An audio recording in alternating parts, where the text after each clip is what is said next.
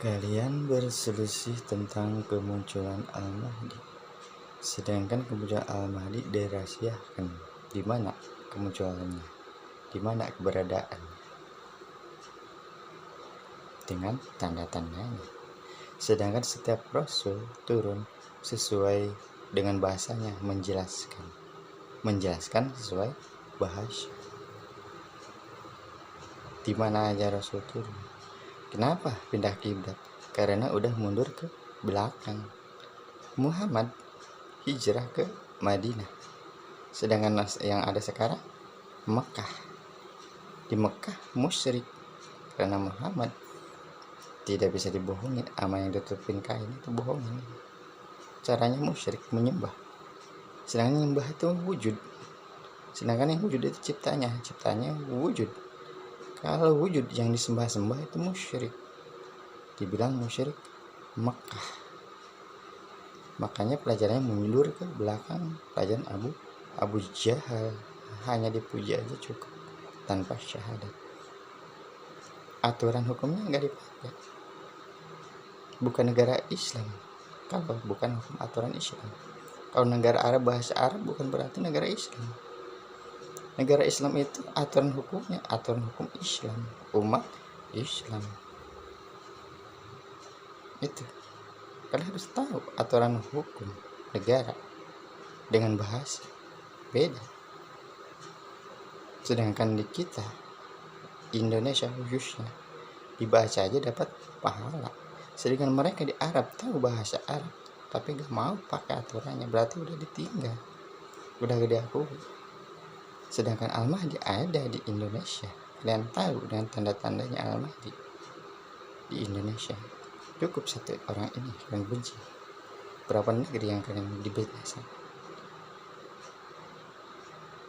Gak usah kalian konflik. Cukup orang ini. Berani orang ini satu lagi. Sampai terbit sampai terbenam matahari, nyampe tanda-tanda Al-Mahdi. Sedangkan menghadap kiblat bukan Ka'bah,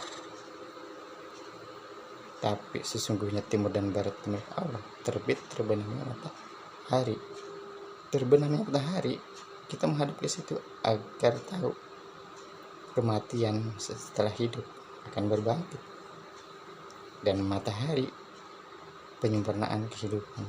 Tahukah itu diusaha berarti aktual ibadah. Apapun kebaikannya nilainya ibadah. Itu sholat itu sholat aktual. Kemanapun kamu menghadap, hadapkanlah ke masjid Baitullah, rumah Tuhan.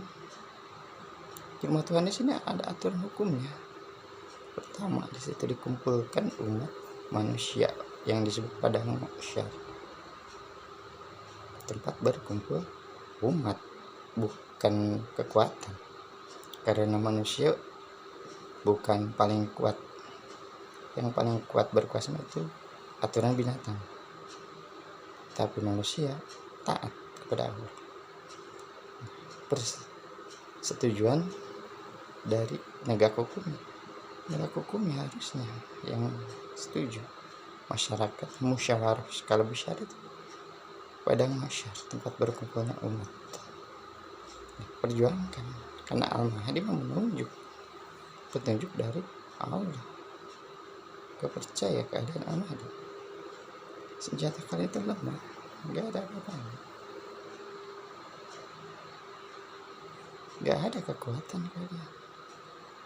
Mau bangga kuat apa kalau Allah udah menunjukkan kekuatan? Tidak ada ilmu setinggi ilmu Allah. Para rasul Nabi bawa semua. Paham kalian? Apa yang kalian banggakan yang kekuatan itu? Cuma bangga-bangga dengan penampilan, gaya-gaya. Al-Mahdi diem, tapi bertentaranya malaikat karena Allah semuanya. Jangan dianggap enteng. Bertahap, tapi secara tiba-tiba tidak tahu seperti apa dampaknya.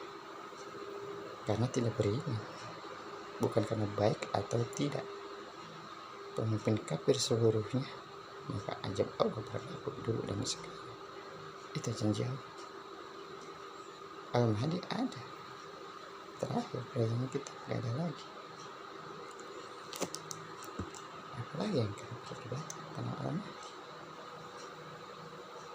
Bahas penampilan pakaian takwa aurat, bukan berjubah mustajab. Apa mustajab mereka ini? Bukan nabi dengan kerasulan. Tidak bisa. Karena kalau doa semua dikabul, apa ujian kalian di bumi?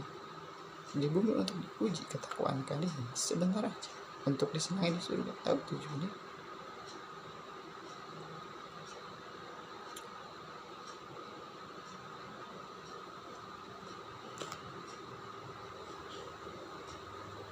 Sebenarnya tentang Al-Mahdi satu hal yang besar.